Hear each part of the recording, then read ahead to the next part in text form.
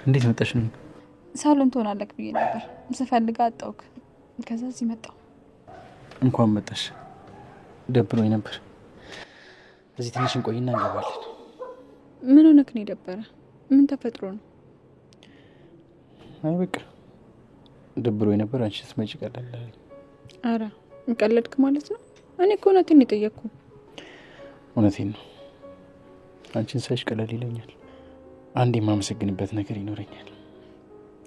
በዚህ ሁሉ ሁኔታ ውስጥ ደግሞ አንቺ ከጎኔ ባትኖሪ ደግሞ አስቢው።